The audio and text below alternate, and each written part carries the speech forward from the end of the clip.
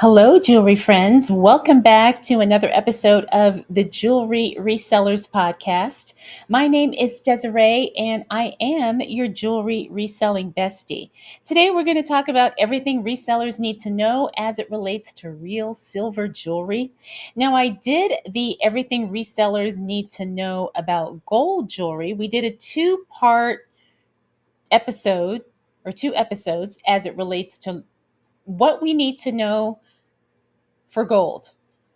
Now we're going to focus on what we need to know for silver, okay? Because I think this is one that a lot of us probably are more familiar with. And I know I have sold way more silver pieces than I have gold pieces, although I have sold some gold pieces as well. But I think this is really good, especially if you don't know a whole lot about silver. We're going to talk about as much as I think would be relevant to this topic. All right, so I have a lot to cover. I have a lot of notes, and I think this is probably going to be a two-parter as well, just because I have been researching the past couple of weeks, and like I said, there's a lot. And it's funny, and I say this all the time, the more I learn, the more I realize how much I don't know. All right, so I'm going to share with you everything that I know and everything that I have researched and discovered as it relates to real silver jewelry. And we're going to talk about all the things. All right, so before we do that, I always like to remind you to head on over to our website, which is jewelryresellerspodcast.com, because over there you can get access to a free download that I created, and it's called the 20 best-selling vintage jewelry brands that I think all resellers should know. So whether you are just getting started or maybe you've been doing this for a while, I do believe that that list can help you because when I was putting it together, like I said, I have used my own experience and my own research. There were a couple of brands on there that I didn't know a whole lot about. So I think it's a good resource and it's a great place to start, especially if you are just learning about vintage jewelry. All right, now the other thing I want to share with you is I have made this announcement in the newsletter, and that is I will be a speaker at the Boss Reseller Remix, which is happening here in Las Vegas in the spring. It happens in March of 2025. And so if you would like to meet me, I would love to connect with you there. It's going to be a fun event for resellers, and there's going to be speakers on all kinds of topics. And so if you are looking to connect with other resellers, it's not a jewelry reselling event, but it is a reseller specific event. So if you are a reseller in any way, shape, or form, you probably will enjoy this event. Like I said, I am going to be speaking and it's going to be a lot of fun, and I would love to meet you. Now, I also have a discount code available. The tickets go on sale December 1st.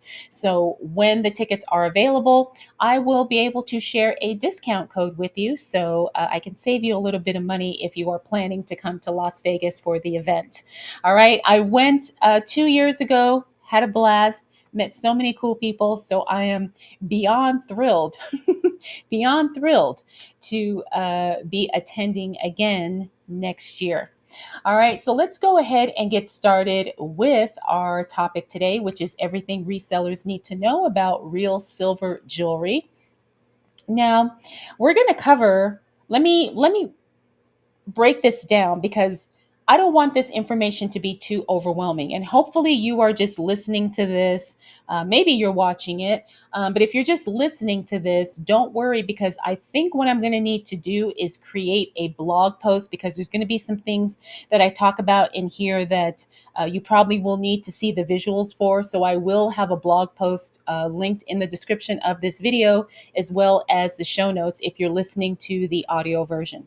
So we're going to talk about the different types of silver, all right, because there are a lot of different types of silver. We're going to talk about why resellers want to be knowledgeable and comfortable selling silver jewelry, because it can be a very profitable item to resell. All right, we're also going to talk about how to identify real silver jewelry, and we are going to cover how to price silver jewelry for resale, because I know that's a lot of us get tripped up with that. I still sometimes feel a little nervous about it because, you never know you never know like what some like what somebody is willing to pay, or it's like you don't want to overprice but you don't want to underprice either. All right, so we're going to talk about that, and I think that's probably going to be it for part 1, just because, like I said, I don't want to overwhelm you and put too much information in this episode too soon. All right. And then when we get into part 2, we'll talk about tips and best practices as it relates to silver jewelry. We'll talk about cleaning, carrying, and storage, and also some things that we want to avoid. Okay. So that will be in part 2. So let's go ahead and get started with part 1. Let me scroll back up here in my notes because like I want to say like 12 pages of notes here. I know it's crazy. All right, so let's talk about why resellers should add silver jewelry to their inventory. Now, a lot of us know that silver jewelry is very, very popular. And I think a lot of people like silver just because it seems to be more accessible than gold, and it's kind of a trendy thing. And maybe it always has been. All right, but we're going to discuss all of that. All right, so the first reason why resellers should add silver jewelry to their inventory is due to its versatility and appeal. Silver jewelry caters to a broad audience, from young fashion enthusiasts to seasoned collectors. The wide customer base increases your chances of making consistent sales. That's great. We also want to understand that there is opportunity for education here. Now, I'm not saying we have to teach our buyers everything there is to know about silver jewelry, but a lot of buyers are unaware of the value of silver jewelry. And so this is an opportunity for us to communicate the value of the piece, right? And why it could. Demand a higher price point than something that is silver toned or silver plated. All right, seasonal resilience, fashion trends, seasonality. Silver tends to kind of work well no matter what time of year, no matter what the occasion. And like I said, a lot of people are fans of silver jewelry. I have a very nice collection of silver myself. I have everything: rings, necklaces, earrings, whatever, bracelets. I have it all. I love silver, but I love gold too. All right. And it's also scalable. As your knowledge grows, you can easily scale your inventory. You can add higher value pieces, diversifying into related niches like silver, flatware, or even accessories. I know some people they just love silver and they just pick it up whenever they see it, at a thrift store, yard sale, estate sale, whatever. All right, so let's get into talking about the different types of silver. And I think this is probably going to be the most important part of this episode because we need to really be aware of the different types of silver. And I know it's a lot to learn, and I know a little bit about a lot, but I don't know a lot. All right, so when I was doing my research on this, like there were some things here that I kind of knew, but I didn't really. All right. So I'm hoping that this section is going to give you a lot of clarity. All right. So understanding the different types of silver and how to identify them for jewelry resellers. Understanding the types of silver is important and crucial to accurately source, price, and sell the item. All right. Let's get down to the different types of silver. Let's just jump right in. All right, so the first, I think this is the one we all know and love, sterling silver. All right, let's talk about the composition of sterling silver. So we all know that it's 925, usually marked 925. All right, so it contains 92.5% pure silver and 7.5% of other metals, typically copper. All right. Now, this blend enhances the durability while maintaining the beauty of pure silver. Now, what are the features of sterling silver? Well, it's strong, it's scratch resistant, and it's ideal for everyday wear. It's most commonly used in fine jewelry, flatware, and decorative items. All right, so let's talk about how to identify sterling silver. Again, I think a lot of us already know this, but if you don't, you're going to look for hallmarks or stamps that say 925. Sometimes it will say sterling or stir, STER. Sometimes you'll even see SS. All right, that's not as common, but I have seen that too. Now, the thing is, not all silver, sterling silver, is marked. Okay, so you can't rely on stamps and hallmarks alone. But you can test the piece if you think it could be real silver.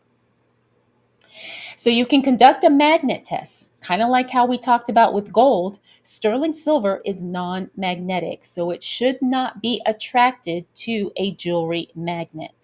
All right, so that's one test. You can also perform an acid test. Again, we talked about this with real gold jewelry. There's little testing kits. You can buy them on Amazon. As a matter of fact, I have some linked in the description of this video, as well as on the resources pages of the website, jewelryresellerspodcast.com. If you aren't familiar with them, they're not that expensive, and I think they're good to keep on hand, especially if you're going to be doing this a lot and you're going to be, moving into some of these silver or gold pieces. I think having the little testing kits are a good idea. But remember, you have to be careful because it can damage the piece. It can scratch it. Okay, so you have to be very, very careful. All right, so that is sterling silver. This is probably, like I said, the one that we all are most familiar with. All right, next up, there is fine silver. All right, fine silver is 99.9% pure silver, making it more soft and more malleable than sterling silver. All right, the key features of this is that it is hypoallergenic, making it a good choice for people who have metal allergies. Now, fine silver is less common in jewelry because it is so soft, but it can be used in higher end or custom jewelry made pieces. That's probably where you are going to see the pure silver. All right, so how do we identify fine silver? You're going to look for stamps such as 999. All right. And if I can find a chart for this, I'm going to put a chart in the corresponding blog post. That way we can, screenshot that or take a picture of that and have it on our phones. So when we're out and about and we see a jewelry piece that is stamped 999, we'll know, oh, that's something I definitely want to look into or I want to pick up. All right. The other way that fine silver is marked is sometimes it will literally say fine silver, right? The words will just be stamped out on it. Fine silver has a more polished look, reflective finish. Oh, fine silver has a more polished and reflective finish compared to sterling silver. So it's much more bright and shiny. I have seen some fine silver pieces. I've never sold any, but I have seen them at estate sales and things like that. And it's very beautiful. It's a very lustrous, bright silver. If you look at it, you may almost think it looks fake. At least that was my reaction when I saw it in person. All right. So next step is silver plated. All right. So we're familiar with silver plated too as jewelry resellers because I think a lot of us tend to come across silver plated jewelry pieces when we are outsourcing. All right. So let's talk about the composition of silver plated jewelry. Silver plated jewelry has a thin layer of silver applied over a base metal such as brass, copper, or nickel. Okay. The key features of silver plated jewelry: it's much less valuable than sterling or fine silver due to the small amount of actual silver on the piece. It can tarnish more quickly as the base metal is exposed over time. And I think we've all seen that silver plated jewelry pieces that have a lot of wear and sometimes it looks brown or just rusty looking. Um, in general, I'm going to say it's best to avoid silver plated jewelry because you're not going to get a whole lot of money for it. It's not a type of silver that is high in demand, and the condition just isn't that great. It's not a jewelry or it's not a type of silver that is going to stand the test of time. All right. And so if you're selling like those fast fashion, jewelry pieces, it might work with your particular business model. But when we are outsourcing in general, unless the piece is like something unique or brand new and spectacular and looks amazing, I probably would not pick up silver plated jewelry pieces. Like I said, it would definitely be an exception and not the rule. All right, so let's talk about how to identify silver plated items. All right, usually there's nothing on it. There's no type of stamp or marking, depending on the type of jewelry it is. If it's made by a particular designer or brand, you might see a marking on it. I remember a while ago, I had some silver plated Disney jewelry, and it wasn't marked silver plated, but I think it had Disney or something on it, right? So it wasn't like a very expensive high end piece, but I sold it on eBay and uh, didn't. I don't even think I knew it was silver plated, but after the fact, after I sold it, I realized it was. But sometimes things like that people will buy, and I think the draw for that was because it was Disney jewelry, not necessarily because it was a silver plated piece. All right, so usually there's no hallmark, no stamps, no markings on silver plated jewelry. Every now and again, you might see EPNS, which stands for electroplated nickel silver. All right, or you might see a silver plate. Now, I have seen the stamp silver plate on like teapots and those trays and stuff at Goodwill or thrift stores, wherever. I have seen silver plate on those types of things, but I haven't really seen silver plate stamped on jewelry.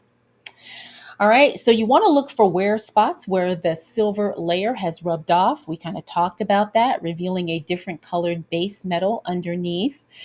You also, you can do the acid test if you are not sure if your silver piece is silver plated or not. All right, so those are some ways that you can identify silver jewelry. But my friends, that's not all. Because here's the thing, as jewelry resellers, sometimes we will come across coins or we will come across other things. And so I decided to throw this in here too because you never know. You might you might stumble across a silver coin when you're outsourcing. All right, so let's talk about coin silver. And yes, that's actually what it's called. It's called coin silver, COIN. All right, so the composition of coin silver is 90% pure silver and 10% other metals. It was historically made from melted silver coins. All right, now the key features of coin silver is that it is less common today, but it is valuable for vintage and antique jewelry collectors. Here's where that comes in. All right, so you want to look for hallmarks or stamps such as 900, 900, or the words coin silver. All right, that might be stamped on it. Now, usually you will find coin silver in antique pieces.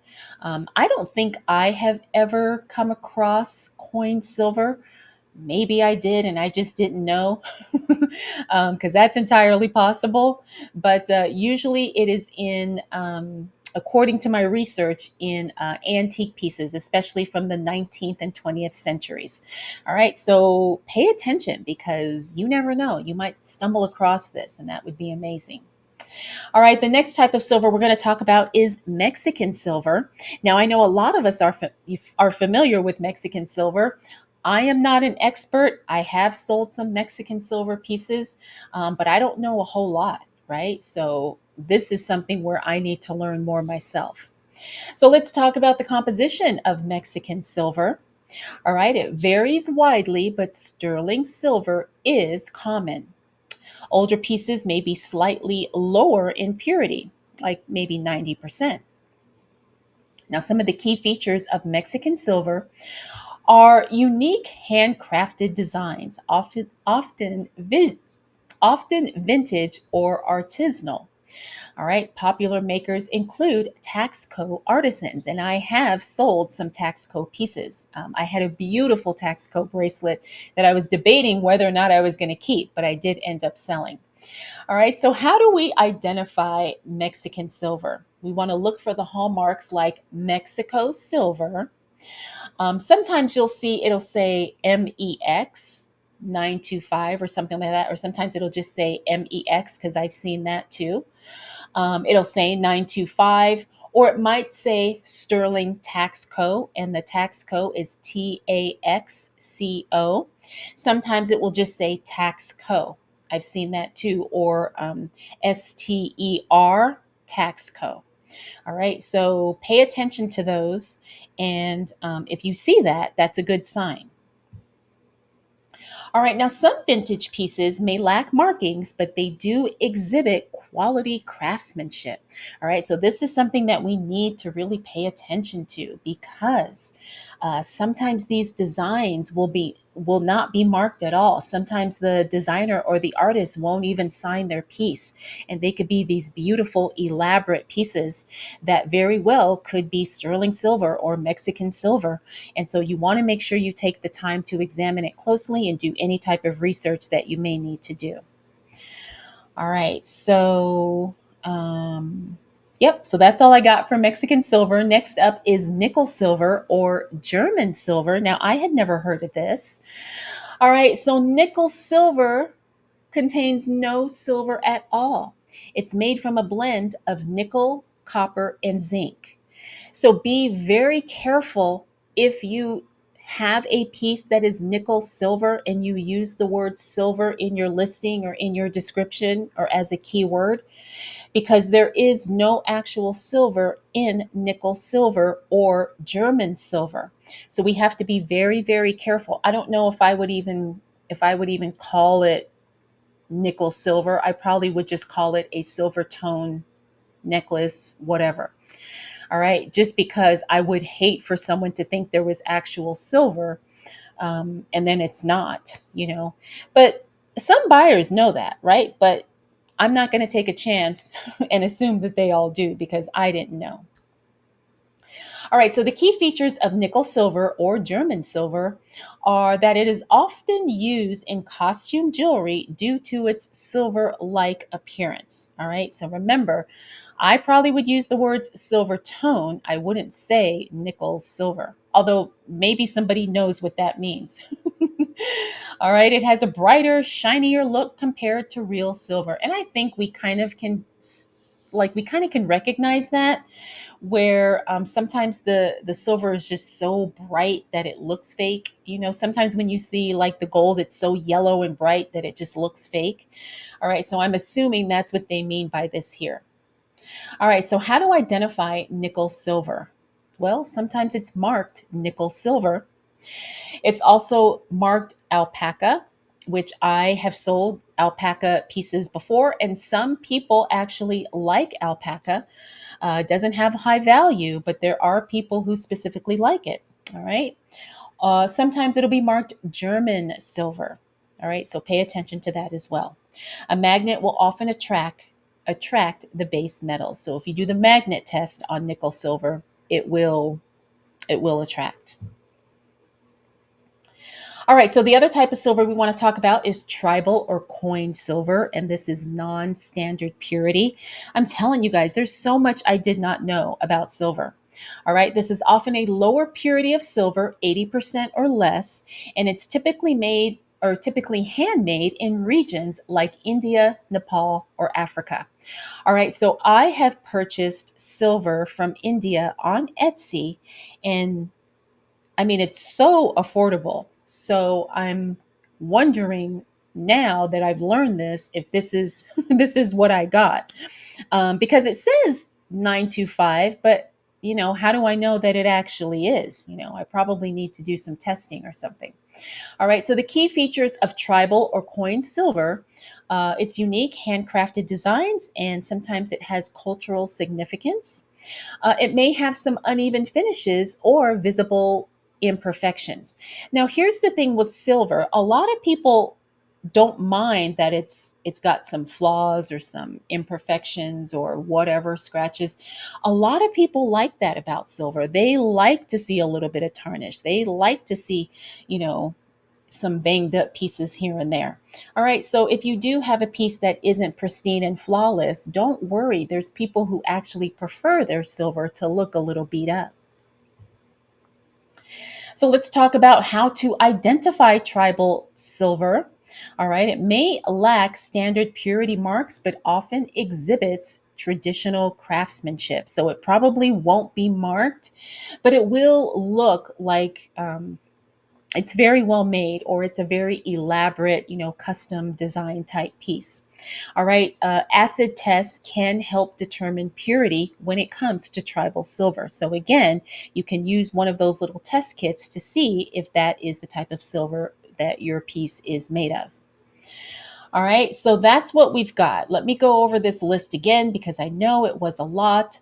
So, the different types of silver. We talked about sterling silver, we talked about fine silver, silver plated, coin silver, Mexican silver, nickel silver, and tribal or coin silver.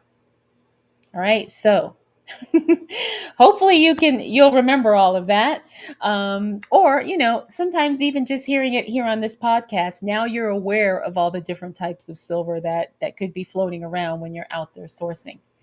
So, some of the tools that you will need for identifying silver: a jeweler's loop. Now, I think all jewelry resellers should have this.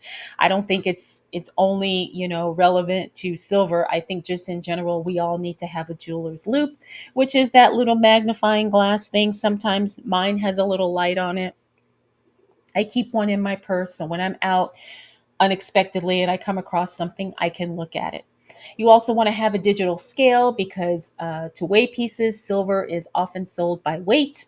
The acid testing kits, like we talked about, the jewelry magnets, I've talked about that before, and a silver polishing cloth. All right, that's how I like to take care of my jewelry, with a silver polishing cloth. Okay, so now that we've talked about the different types of jewelry, the different types of silver, what I want to move into next is how to price real silver jewelry for reselling. All right. Now, of course, you're going to do your research. You're going to look at the comps. You're going to look at what similar pieces to yours have sold for on eBay, Etsy, WorthPoint, whatever. All right. And we're going to price our pieces competitively. But what happens if you have some amazing piece and there's nothing like it and you have no idea what you should price that piece at? All right. So I'm going to do my best to help you figure this out, because for the most part, I'll say probably for about 90% of the silver that you're selling, you'll be able to find comps on other various platforms to figure out a price. But in the event you can't, we're gonna see these steps here so we can help price our silver jewelry items. All right. So number one, you're going to determine the type of silver. Like we just talked about all those types, and you know that sterling and fine are going to command the highest price. All right. So sterling, fine, right? Those are typically used in jewelry pieces. And then we also have plated silver. All right. So we know that's probably not going to be that valuable and not going to be anything special. All right. You also want to assess the weight of jewelry. Like we talked about, a lot of silver is sold by weight, especially if you're selling it, for scrap or for melt. But you want to make sure that you weigh the piece, and that will give you an idea of what you can research and how much it's worth. All right. And you also want to take into account any non-silver parts. Now, I know that might be difficult to do because if it's all together, it's not like you can take it apart and weigh it separately. But if you can see other things on there, then you want to take into account that the weight of the piece, obviously, not all of it is the silver. All right, number three. Now, here is where things are going to get a little bit difficult for me to explain, because there's a formula to calculate the melt or the scrap value of silver. All right, there is a formula. So I know a lot of us jewelry resellers, we sell some of our silver pieces or silver jewelry that may be broken or damaged or old, whatever the case may be. We like to save that up and then we sell it for scrap. And there's a way that you can figure out approximately how much is worth. All right, so I'm going to have this formula in the corresponding blog post so you can actually get the visual and see it. But here is what the formula is. You're going to take the weight in grams, you're going to multiply that by the purity percentage. You're going to multiply that by the current silver price per gram. All right. And I know this is confusing. I'm really bad at math. I'm not good with calculations, but I am just reading my notes from what I found. And like I said, I will have a visual for you in the blog post. So the example they have here is weight 20 grams. The purity is 925. The current silver price, let's say, is 75 cents per gram. So when you multiply the grams, the weight, the purity, 925 times 75 cents per gram, that 20 grams of silver would have a melt value of $13.88. Okay, so but you always have to check the current price of silver when you are doing this formula. Now, you guys may not even want to do this, right? Like sometimes we just send our stuff to the refinery or we go to the, we buy gold and silver place or the pawn shop, wherever, and we just, whatever they tell us, that's what we take. All right. But I know some of us actually, you guys are probably smarter than me when it comes to this stuff. And you may want to actually know how to figure out the value of your scrap, your scrap silver, and see what it's worth. Because sometimes it may not be worth to take it in for $13, but you may save up a bunch and you may get, a couple $100 or something like that. All right. So you also want to evaluate the market value. Again, this is where your comps are going to come into play. You're going to look at, what similar pieces are selling for, and that way you can gauge kind of a range of how much you want to ask for your particular piece. All right. And I think that is it. Oh, no, no, no. You're also going to take into account any additional costs. All right. So maybe sourcing. I don't know if you had to drive somewhere, if you had to repair or clean the piece. You want to make sure that you take, pricing, take into account that as it relates to your pricing. Again, I think these are going to be pieces that are going to be something extraordinary to where it's actually worth, doing that, because not for the most part, a lot of us are probably not going to do that, but you never know. You might do that, right? And then you also have to take into account your selling fees. So if you're selling on eBay, Etsy, wherever the case may be, then you want to factor in those costs as well. But we do that anyway, so that's not anything out of the ordinary. All right, so you also want to think about your profit margins. All right, so when it comes to selling jewelry, and I think I may have touched upon this a little bit in the Jewelry Metrics That Matter podcast episode. And if you haven't seen or watched that or listened to that, I will link it.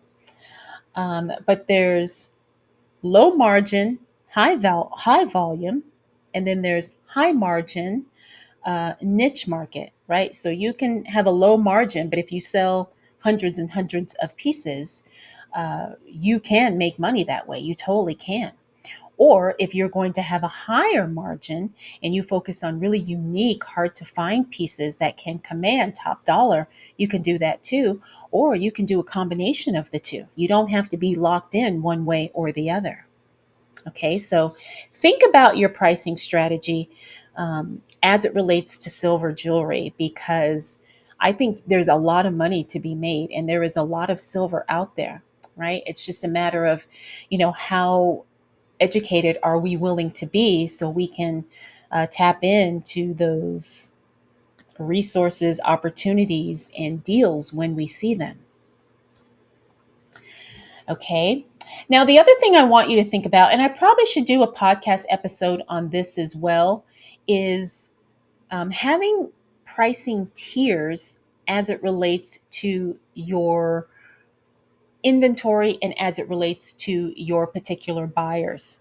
All right, because I know me, I have a wide variety of buyers, right? I have like the everyday buyer who's looking to buy piece, one piece here or there. We have collectors who are looking for something very, very specific, right? High end typically, or something very, very rare as it relates to vintage and antique pieces. And then there are also some of us who do wholesale or bulk buys. Or have wholesale or bulk buyers, I should say. Now, I don't have that. I have sold bulk lots to other resellers, but that's not typically what I do, although I have kind of considered maybe moving into that business model. I haven't quite decided yet. But remember, there's all types of ways that you can make money with this. All right. And I know this isn't silver jewelry specific, but it's just something I want you to think about. Okay. Because if you are going to be sourcing a lot of silver pieces, then you definitely will have a very different pricing tier or pricing structure as opposed to someone who does not sell real silver jewelry. Okay, so you want to keep that in mind. And there are buyers out there who are looking for real silver. All right, there's no shortage of that. And I know there's a lot of it on eBay, but there's still a lot of money to be made. All right, I know people doing it. I've done it. I don't do it all the time, but I just know that silver can be where it's at. All right. So, and also be willing to negotiate, right? Depending on what you're selling, depending on what your buyer wants, there's always room for offers and negotiation. All right. So, that is what I have for you as it relates to real silver jewelry in part one. Now, I feel like that was a lot of information, right? I feel like it was a lot, and so um, I want to make this not too long of an episode because that way, if you want to go back and listen to it again, you can do that without feeling like there's just so much information. All right, because I have studied this for going on 2 weeks now, and I'm still learning when I look back at my notes. All right. So that's going to be the end of part one. All right. In part two, we are going to talk about tips for selling real silver jewelry, like I talked about. We're also going to talk about the care and storage of real silver jewelry. And then we're going to cover things that we want to avoid when sourcing and selling real silver jewelry. All right. So I hope you enjoyed this episode. I hope it was helpful. I hope you got um, something out of it that will give you more confidence as it relates to selling real silver jewelry. Okay. Because I knew about 925, but all of those other things I really didn't have a whole lot of knowledge about. So I know I have learned a lot just by researching this episode. And if there is something that I did not cover that you would like me to talk about in an upcoming episode, please don't hesitate to reach out to me. You can either leave a comment on this video or on Spotify if you're listening to the audio version, or you can head on over to the website. There is a contact page and you can fill out the contact form or you can email me directly. All right, friends. So I want to thank you so much for spending this time with me, and I will check in with you again for part two.